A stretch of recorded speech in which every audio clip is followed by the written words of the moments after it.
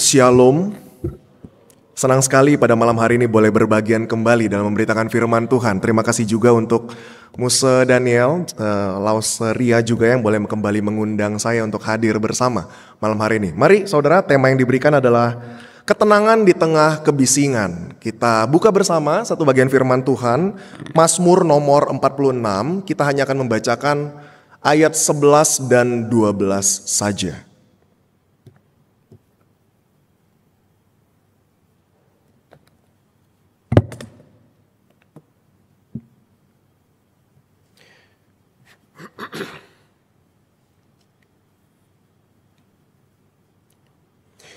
Baik, jika sudah mendapatkan, saya akan bacakan untuk setiap kita. Mari kita perhatikan Alkitab kita masing-masing.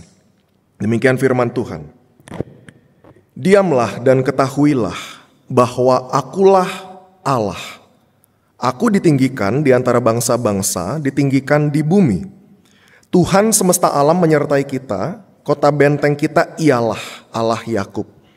Sedemikian jauh pembacaan firman Tuhan. Saudara, tentu ketika kita bicara tentang kebisingan dan kesibukan, saudara pasti lebih ahli daripada saya. Kita perhatikan satu video singkat berikut ini.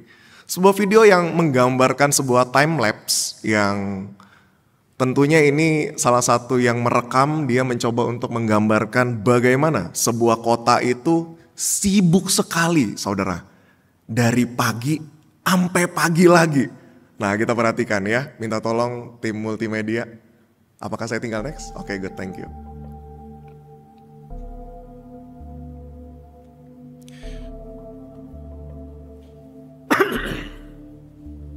Saudara, mungkin saja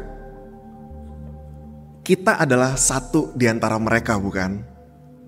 Dalam kehidupan kita memulai hari, kita harus bangun pagi, bekerja, mempersiapkan segala hal, belum kalau punya anak, ya, untuk yang ibu-ibu. Belum kalau bapak-bapak berangkat kerja macet. Kalau sekarang saya nggak bisa cuman ngomong bapak-bapak macet, ibu-ibu juga ke kantor macet, saudara.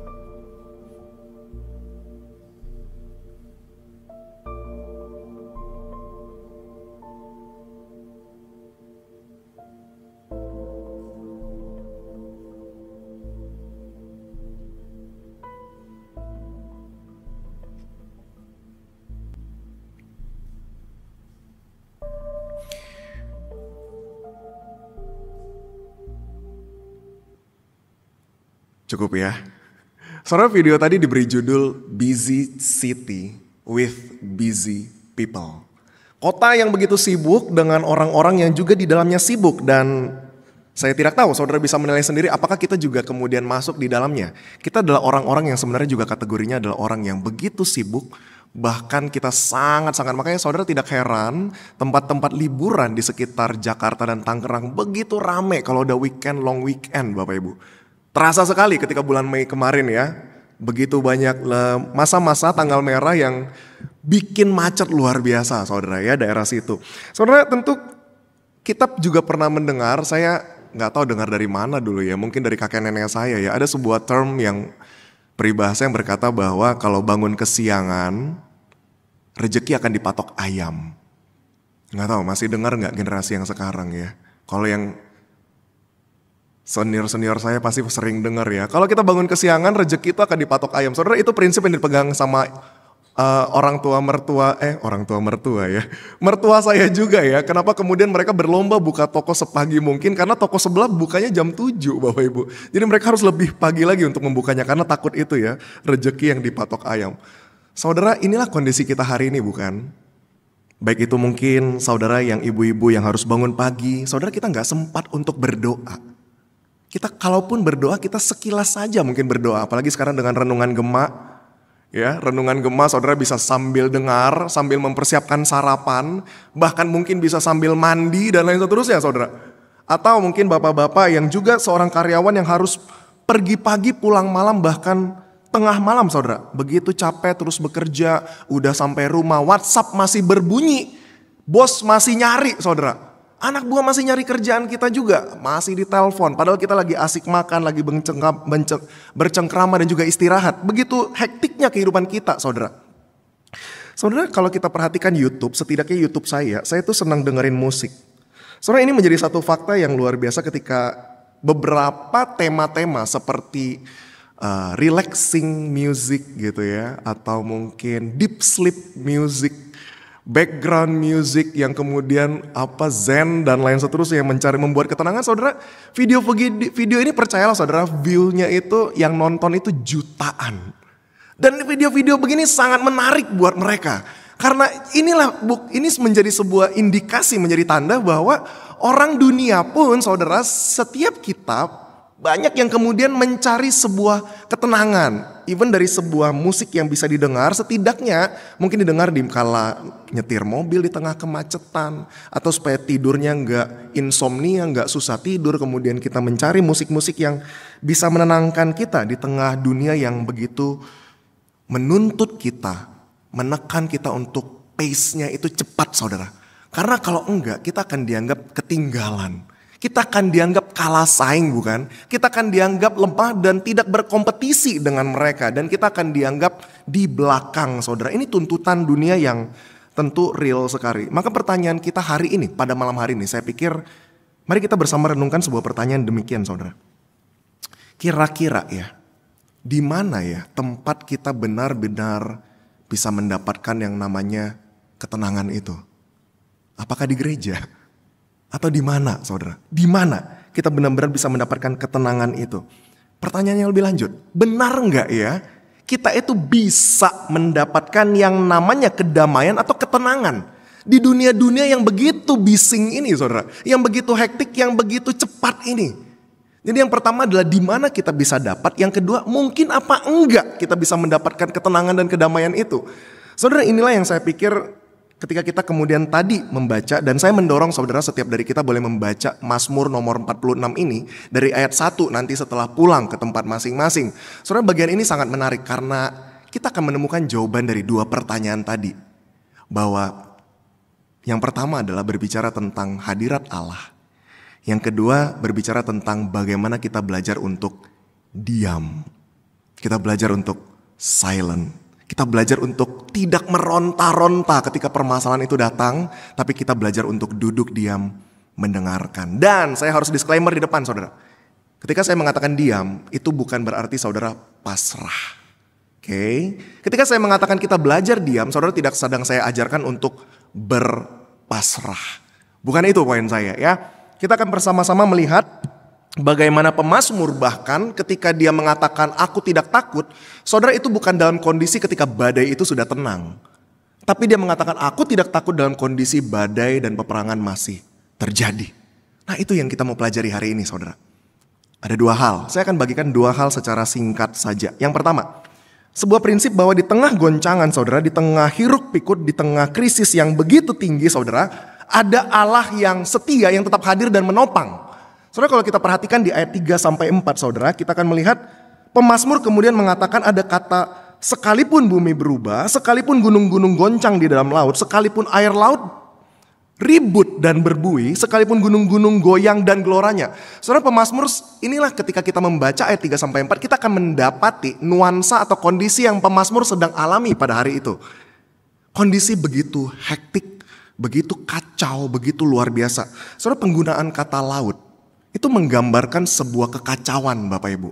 Jadi orang pada waktu itu Mesopotamia kuno sangat tahu, makanya mereka juga menyembah dewa laut. Kenapa? Karena laut itu digambarkan sesuatu yang dalam, sesuatu yang gelap, sesuatu yang penuh dengan ombak badai berbahaya, sesuatu yang tidak jelas.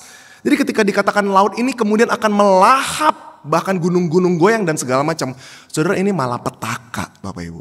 Ini menjadi sebuah krisis yang begitu luar biasa. Bahkan kalau kita ingat sebenarnya ya, ketika kita ingat Kejadian 1, ketika Allah menciptakan bumi dari yang kosong tidak berbentuk, ketika dia kemudian Allah memisahkan air, darat, sehingga darat itu kemudian bisa dihidupi oleh manusia dan binatang dan lain seterusnya.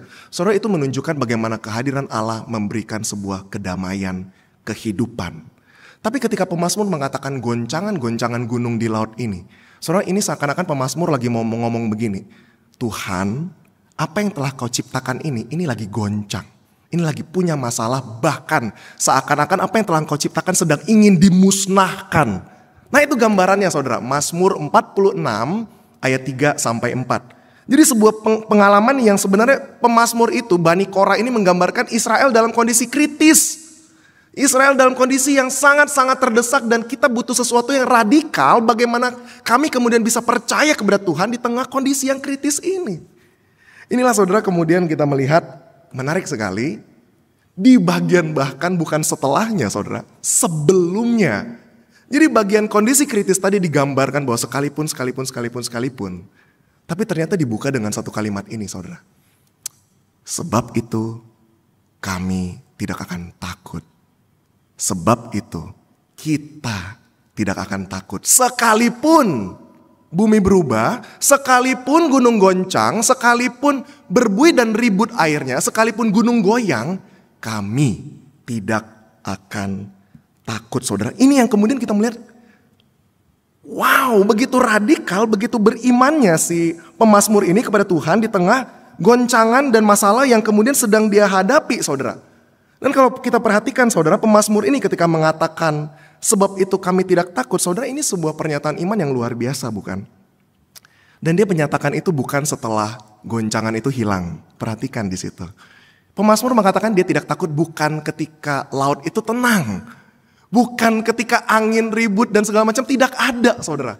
Bukan ketika gelora itu hilang dan laut itu tenang, bukan. Tapi justru dia menyatakan iman percayanya ketika kebisingan dan badai ini masih terjadi. Dan dia berkata sekalipun semua hal ini terjadi aku tidak takut. Dan menjadi pertanyaan bagi kita, kok bisa? Kok bisa? Dan ini sebenarnya yang kemudian kita mencoba untuk relate saudara. Kita juga mengalami hal yang sama. Ketika kita hidup di tengah kebisingan penuh dengan klakson, notifikasi HP, internet, berita yang luar biasa, buruk dan segala macam. Kita juga pengen begitu saudara. Gimana? Kok bisa? Nah ini menjadi pertanyaan kita bersama saudara. Nah kalau kita tarik kembali, lebih atas lagi saudara. Di ayat 2 ini menjadi satu kunci saudara.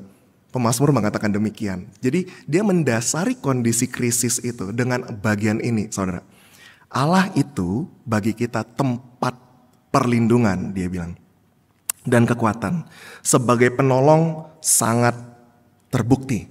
Saudara, kata sangat terbukti ini, kalau saudara nanti baca di BIMK, ESV, NIV, terjemahan yang lain saudara, ini sebenarnya pengertiannya bisa kita paraphrase jadi bagian ini saudara. Bahasa aslinya nimsa meot, ini sebuah nuansa yang digunakan dalam bahasa Ibrani untuk menunjukkan sebuah pertolongan yang bisa kita temukan ketika kita butuh. Sebab pertolongan yang Tuhan akan berikan tepat pada waktunya. Sesuatu yang pasti terjadi saudara. Nah ini yang kemudian menjadi iman dari si pemazmur ini. Dan kalau kita perhatikan saudara, dia bukan sedang iman bodong Bapak Ibu. Bukan sebuah konsep psikologi yang kemudian kita mengatakan aku mencoba untuk mendikte diriku bahwa iya betul Allah setia dan lain seterusnya. Bukan. Saudara kalau perhatikan sebenarnya bagian ini sedang berbicara alasan iman dari pemazmur. Kita sekarang ngerti kenapa dia kemudian bisa mengatakan bahwa Allah itu tempat perlindungan dan kekuatan. Sangat terbukti. Karena betul, bukan pada keadaan itu kemudian, tetapi kepada kesetiaan Allah yang sudah pernah mereka alami. Bagaimana Israel pernah mengalami yang namanya penyertaan Allah itu. Bagaimana Israel pernah mengalami yang namanya lepas dari sebuah badai itu saudara. Jadi seperti seakan-akan apa yang dulu kita pernah alami, Allah sudah sertai. Dan apa yang akan kita alami, Allah juga akan sertai dan sekarang sedang kita alami. Allah pun tidak pernah berubah, akan menyertai kita. Cuma memang kan kadang-kadang manusia itu sering lupa loh Bapak Ibu. Misalkan ada sebuah istilah mengatakan begini. Lebih mudah mengingat satu kesalahan orang daripada 1000 kebaikan orang. Saya nggak tahu benar apa enggak. Atau kalau kita tarik pada konteks ini, lebih gampang kemudian kita mengingat satu perasaan tidak disertai Allah daripada 1000 penyertaan Allah yang sudah pernah dia kerjakan buat kita. Saudara ini konteks ya, ketika kemudian pemazmur mengatakan Allah itu bagi kita tempat perlindungan. Dia mengingatkan kembali kepada setiap kita bahwa Allah itu selama ini sudah menyertai kita. Jangan biarkan apa yang sekarang kita alami, goncangan badai itu kemudian membuat kita lupa bahwa Allah itu masih dan tetap dan akan menyertai kita. Itu bagian yang pertama saudara. Kita melihat beberapa kata kunci. Nggak heran Bapak Ibu ketika bagian ini selesai, Di paruh kedua kita melihat di ayat 5 sampai 8, Mazmur ini menarik sekali. Ada sebuah perubahan nuansa, bukan? Dari yang tadinya kondisi yang begitu kritis dan mengerikan, menjadi sebuah kondisi yang damai, Bapak Ibu. Kata kuncinya ada di bagian ini. Kota Allah. Oh, jadi kedamaian itu ada di kota Allah. Apa isinya kota Allah ini? Betul, di dalamnya adalah yang maha tinggi itu berdiam di sana. Dan yang kedua menariknya ada kata sungai. Saudara, ini kontras sekali dengan laut yang bagian atas tadi. Sungai itu menggambarkan sebuah kedamaian air yang begitu tenang, di mana rusa bisa minum, pohon bisa tumbuh. Itu environment yang begitu tenang, saudara. Sangat kontras dengan laut yang begitu bergemuruh, ombak dan kacau dalam tidak jelas dan lain seterusnya. Jadi pemazmur sedang mau mengatakan ada sebuah kota Allah di mana yang maha tinggi di situ berdiam dan di situ disukakan oleh aliran sebuah sungai yang memancar dari kota tersebut yang memberikan ketenangan. Satu bagian lagi yang menarik Bapak Ibu, perhatikan sebenarnya kan kondisi mereka sekitar mereka itu tadi kalau digambarkan itu seperti badai Bapak Ibu. Laut bergoncang, ombak, gempa lah ya kita sederhanakan mungkin gempa ya. Gunung-gunung goncang dan lain seterusnya. Tapi saudara perhatikan satu frasa ini di ayat 6. Allah ada di dalamnya. Kota itu tidak akan goncang. Saudara pernah gak kebayang gempa terjadi di Pik, tapi gereja ini gak goyang sama sekali saudara. Atau gempa terjadi di daerah dekat tempat saudara tinggal, tapi rumah Bapak Ibu goyang pun enggak. Saudara bisa bayangkan bagian itu. Bagaimana mungkin hal itu terjadi? Nggak mungkin saudara. Tapi itulah mungkin terjadi bersama dengan Tuhan. Itulah yang kemudian pemazmur katakan itu bisa terjadi di kota Allah. Dan yang harus kita sadari betul saudara. Kunci dari kedamaian menjadinya seperti ini konsepnya. Kunci kedamaian saudara bukan pada suasana atau kondisi di luar sana yang hiruk pikuk yang begitu membuat kita tidak tenang. Bukan. Kunci dari kedamaian hari ini yang akan kita pelajari adalah hadirat Tuhan yang nyata ketika kita ada di kota Allah itu. Ketika kita hadir, kita ada hadirat Tuhan itulah yang memberikan ketenangan, kedamaian. Karakter Allah yang setia, yang baik, yang punya rancangan yang indah buat kita. Itulah yang menjadi jaminan bagi kita meskipun masalah di luar masih bergelora. Tapi kita boleh beroleh ketenangan. Karena yang kita pegang bukan keadaannya. Tapi karakter kesetiaan Allah dan kebaikannya. Itu saudara yang pemazmur di ayat di nomor 46 ayat 5 sampai 8 ini ajarkan. Saudara seperti demikian konsepnya. Anak saya masih usia 1,5 tahun, namanya Mia. Saya pernah present juga di sini betapa dia botak dan lucu meskipun dia anak cewek. Saudara, saya dan mamanya selalu sering mengajarkan dia untuk tenang, ada papa dan mama di dekatmu. Satu kali saudara, bukan satu kali sih ya, rumah kami itu sering jatuh listriknya. Karena memang kurang, jadi kami pakai microwave, nggak tahu gimana, mungkin wattnya agak gede. Saya nggak terlalu ngerti listrik, jadi nggak ngerti hitungnya juga. Saudara, jadi setiap nyalain microwave, kalau AC lupa kami matiin, itu pasti jebret, mati lampu Bapak Ibu. Nah satu kali hujan deras, badai, dan lain seterusnya saudara, dan benar ketika kami nyalain microwave, jatuh listriknya. Saudara, anak kami ajarkan kalau udah lagi mati lampu, kamu jangan bergerak. Karena takutnya, karena dia lagi senang jalan-jalan, dia jalan-jalan terus nubruk Bapak Ibu. Terjadilah kecelakaan. Nah puji Tuhan dia nurut. Tapi menariknya begini Bapak Ibu, ketika lampu mati satu kali ketika hujan badai itu saudara, ketika kami minta dia diam, saudara dia pas ada di samping kaki saya dan kemudian meluk dengan kenceng kaki saya. Dalam kondisi mati lampu itu. Dia tidak menangis Bapak Ibu. Dia tidak takut, saya tahu. Dia tenang saja, dia diam, dia di samping saya memeluk saya. Saudara itulah penggambaran itu Bapak Ibu. Mungkin lampu itu belum hidup. Hujan di luar juga belum reda Bapak Ibu. Petir masih menyambar. Tapi ketika dia tahu di sebelahnya ada bapaknya dan dia bisa peluk. Dan dia tahu bapaknya gak akan pernah ninggalin dia. Itu kedamaian saudara. Itu kedamaian kita. Bukan karena kondisi luar kemudian berubah. Tapi karena kita tahu Tuhan bersama dengan kita. Dan dia tahu timing terbaik untuk menjawab setiap persoalan kita, saudara. Saudara, ini saya cari-cari di Google. Ini kayaknya yang paling mirip Bapak Ibu ya. Sebuah kota Mesopotamia yang diairi oleh aliran sungai. Saudara, Mazmur ini tidak lagi menawarkan kita sebuah solusi instan bahwa masalahmu ketika mendengar ini akan selesai. Setelah pulang dari sini, semua problem kita akan beres. Mazmur ini tidak mengajarkan sesuatu yang instan. Dia sedang menawarkan sebuah sungai. Air yang tenang, mengalir begitu perlahan. Tapi pasti, kedamaian ketenangan itu bersifat pasti, saudara. Dan sungai itu bukan mengalir dari luar. Sungai itu mengalir dari kota Allah, tempat di mana kita berada. Sehingga begini, saudara. Ketika kita hari ini menghadapi hiruk pikuk begitu capek, tuntutan yang luar biasa dari pekerjaan bisnis, kompetisi yang begitu menuntut kita hidup cepat, saudara. Kita lupa diam. Dan jangan-jangan, saudara, sebenarnya yang pertama harus kita pikirkan bukan bangun tembok yang tinggi supaya gak kena panah. Bukan terus berjaga-jaga di atas menara melihat siapa yang kemudian akan masuk hari ini. Bukan kemudian membuat penjagaan yang begitu luar biasa atau strategi perang yang luar biasa, saudara. Mungkin yang pertama-tama harus kita lakukan adalah hati kita sendiri, saudara, yang harus kita bangun untuk menjadi tempat di mana Tuhan tinggal dan bertahta di sana. Sehingga aliran sungai damai itu sungguh ada dalam hati kita. Mungkin itu yang pertama-tama harus kita kerjakan, saudara. Dan saya mau menawarkan satu hal malam hari ini. Saya menyebutnya sebagai zona perjumpaan. Zona perjumpaan ini, saudara, jangan saudara bayangkan hanya terjadi di gereja. Zona perjumpaan saudara dengan kota Allah, zona perjumpaan saudara dengan Tuhan, itu bisa terjadi di mana saja. Dan di tengah hidup yang sibuk ini, saudara, saya menawarkan zona perjumpaan. Mungkin saudara bisa mengkhususkan waktu sebelum tidur, sesudah bangun, untuk membaca 1-2 ayat Alkitab, menyediakan 5-10 menit, saudara. Sebelum bekerja, setelah bekerja, lagi di dapur masak, Bapak Ibu, lagi ngedefrost ayam beku, bangun zona perjumpaan itu. Kondisikan di mana saudara bisa mendengar mungkin ayat, saudara bisa merenungkannya sambil bekerja, atau bahkan di tengah kemacetan. Saudara, ini beberapa hal yang saya lakukan juga. Saya paling senang nyetir jauh, Bapak Ibu, sendirian. Karena di momen-momen seperti saudara, saya tuh sering menangis. Saya banyak berdoa dan saya banyak merenung ketika saya nyetir.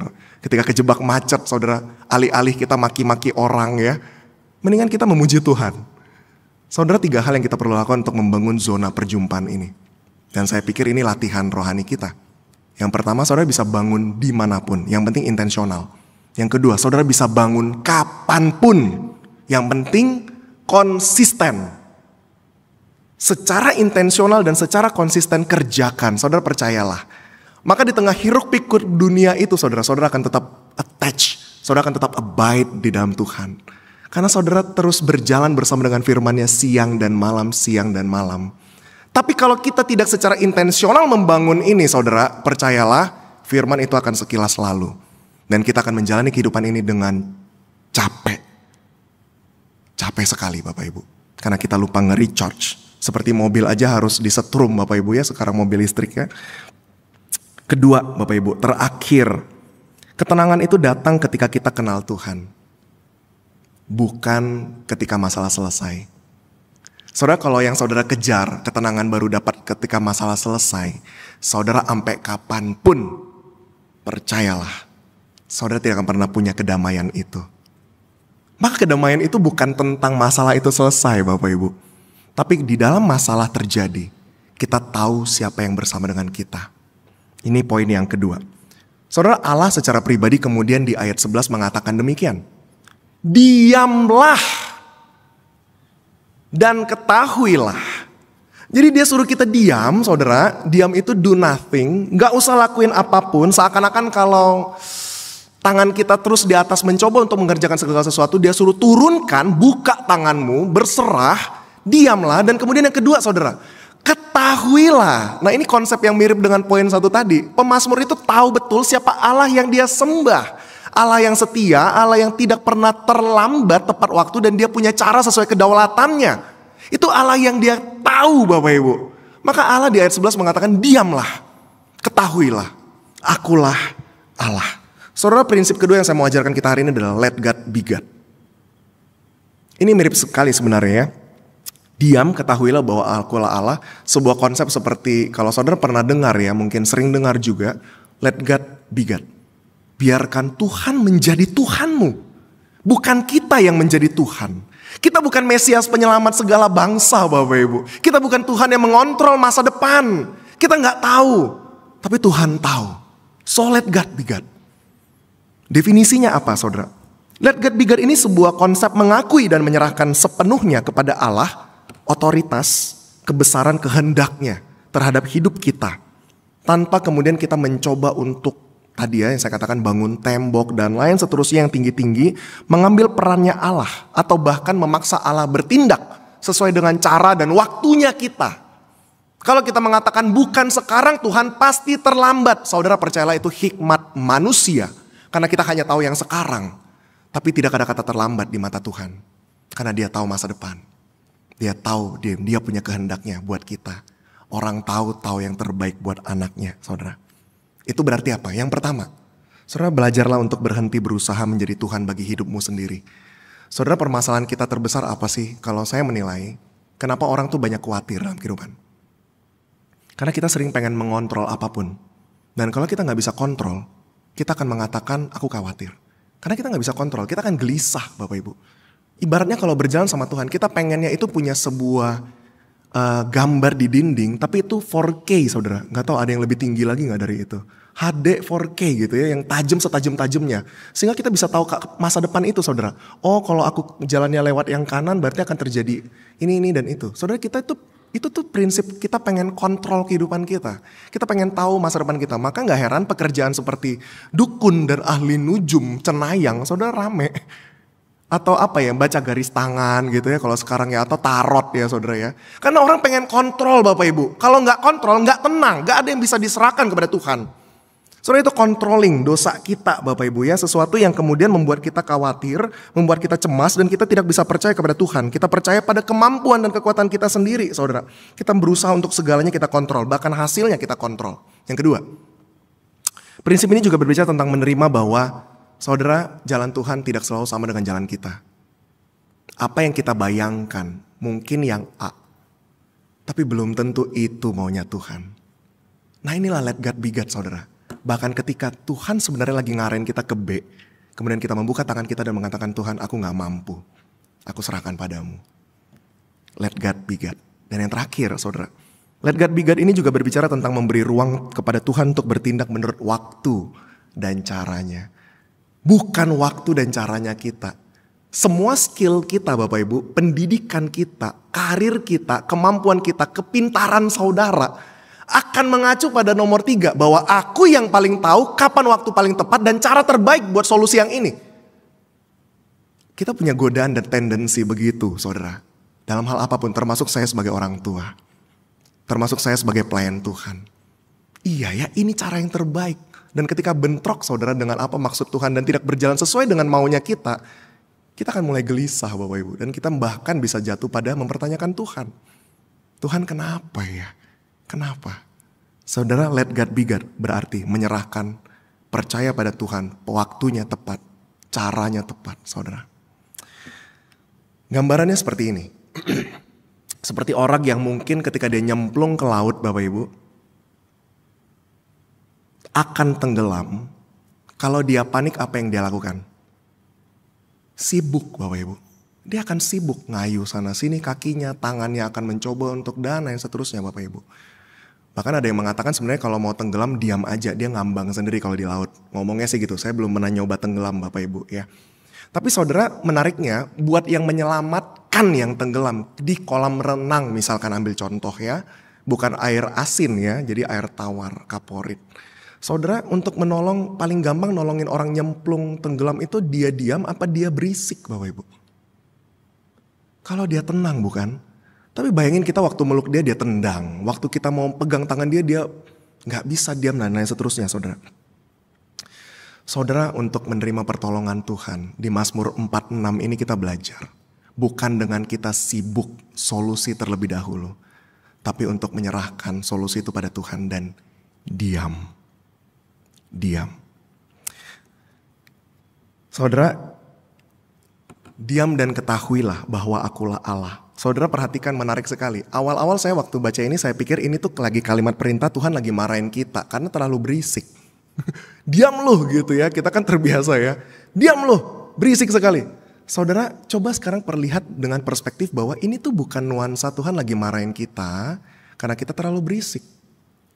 Tuhan justru dengan nada yang penuh kelembutan dia mengatakan, diam, I know, aku tahu, diam. Itu nadanya Bapak Ibu ya. Jadi sebuah nada lembut dari Bapa Sorgawi yang melihat anaknya itu terlalu sibuk, terlalu tegang, terlalu capek, mencoba untuk mengendalikan segala sesuatu. Padahal mungkin Allah Bapa dengan tersenyum cuma berkata, diam dulu. Diam dulu. Dan dengarkan apa caranya Bapa. Itu yang kadang-kadang kita lupa cari saudara.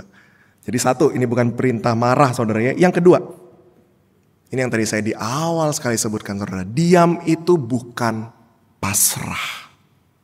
Diam adalah tempat di mana kita mengenal siapa Allah kita sebenarnya.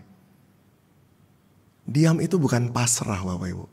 Diam itu adalah pertama-tama kita belajar kenal siapa Allah kita. Bagaimana kebaikannya bekerja. Bagaimana kesetiaannya bekerja. Bagaimana waktu dan caranya dia bekerja. Itu diam saudara. Dengarin Tuhan, kasih telinga, berikan segala kekhawatiran kita buat Tuhan saudara.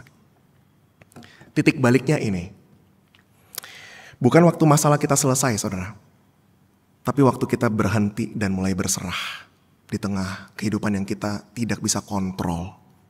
Ketika kita mulai berserah kepada Tuhan, bukan saat semuanya tenang saudara, tapi saat hati kita mengakui bahwa aku bukan Tuhan, tapi Engkau adalah Tuhan. Saudara, satu kisah, mungkin saudara pernah dengar juga namanya Horatio Spafford. Dia adalah, dia salah satu tokoh Kristen pencipta lagu Bapak Ibu kalau nanti saudara bisa lihat salah satu lagunya. Dia pengacara Kristen abad 19. Saudara, tahun 1870 dia itu kehilangan anak bungsunya namanya Horatio Junior. Dia punya 5 anak, satu istri 5 anak. Satunya yang paling bungsu namanya Horatio Junior, saudara meninggal karena demam berdarah tahun 1870. Tidak lama kemudian, 1 tahun setelahnya, saudara, real estate-nya di Chicago sana terbakar habis. Terbakar habis, saudara. Dan kemudian karena mereka mungkin mengalami stres dan segala macamnya, dia meminta keempat anaknya dan istrinya terlebih dahulu pergi untuk liburan lah. Mereka diminta untuk menyeberang ke Eropa berlayar dengan sebuah kapal yang sebenarnya kapal ini begitu besar dan begitu hebat. Bukan kapal yang kecil, bukan kapal yang ecek-ecek Bapak Ibu. Kapal yang bagus. Saudara, tapi ternyata ketika anak dan keempat istrinya berlayar saudara, tanpa diduga-duga kapal mereka ditabrak oleh kapal besi yang besar juga. Sehingga tenggelam. 9 hari kemudian dari pasca kapal besar ini tenggelam saudara, ditemukanlah orang-orang yang berhasil menyelamatkan diri dengan sekoci kapal kecil ya. Salah satunya adalah Nyonya Spafford ini, istrinya. Tapi tidak dengan keempat anaknya. Saudara, beberapa waktu kemudian dia pergi. Dia kemudian menggunakan kapal juga bersama dengan salah satu nahkoda. Dia pergi menyusul istrinya. Dan kemudian ketika melewati laut yang sama di mana kapal itu tenggelam saudara, dia minta kapten kapal itu untuk memberhentikan kapal itu sebentar. Dan dia diam di mana tempat di mana anak-anaknya meninggal saudara, di atas laut itu. Dia diam di atas kapal itu, dia berdoa kepada Tuhan dan dia menulis sebuah lagu yang sangat luar biasa Bapak Ibu. Di tengah dia kehilangan semua anaknya. When peace like a river attendeth my way. Saudara, sebuah lagu yang kita semua tahu Bapak Ibu. It is well, it is well, it is well with my soul. Tenanglah jiwaku. Tenanglah jiwaku. Saudara, saya terjemahkan. Ketika kedamaian bagaikan sungai ya, Mazmur tadi ya. Kedamaian itu bagaikan sungai mengalir di jalanku. Tapi ketika kesedihan bergulung seperti ombak laut. Dia bandingkan sungai yang tenang dan ombak laut saudara. Dia berkata, apapun nasibku, Tuhan telah mengajariku untuk berkata, semuanya baik. It is well with my soul. Karena dia tahu Tuhan hadir dan itu cukup buat dia. Rasa sedihnya itu saudara tidak kemudian mengalahkan pemikirannya dan imannya yang percaya bahwa Allah tidak pernah meninggalkannya. bahwa pengampunan Kristus dan pengharapan akan Kristus datang kedua kalinya itu yang dia pegang teguh untuk menghadapi badai ketika dia harus kehilangan kelima anaknya itu, saudara. Saudara, bagian ini dimulai dengan Mazmur 46 ayat 3. Sebab kita tidak akan takut sekalipun bumi berubah. Diakhiri dengan satu kata dari nasihat dari Allah. Diamlah dan ketahuilah bahwa akulah Allah. Maka sekalipun hidup kita hari ini bergoncang, saudara, kita dapat berkata, Engkau tetap Allah. Kau tidak pernah berubah. Kau Allah yang sama, yang telah menyertaiku dulu, sekarang bahkan selamanya. Dan kita bisa membiarkan Tuhan tetap menjadi Tuhan kita. Kita tinggal damai di kota Allah. Meskipun mungkin di luar kota itu begitu sibuk, begitu luar biasa mengacaukan kehidupan kita. Tapi ketika saudara ada di kota Allah itu, dan saudara mengizinkan ada zona-zona perjumpaan itu ada dalam kehidupan saudara, biarkan air itu terus mengalir dalam kehidupan kita. Dan biarkan air itu mengalir dari Tuhan sebagai sumbernya. Bukan solusi kita, bukan kemampuan kita. Tapi damai itu kita dapatkan dari Tuhan, saudara. Mari kita berdoa.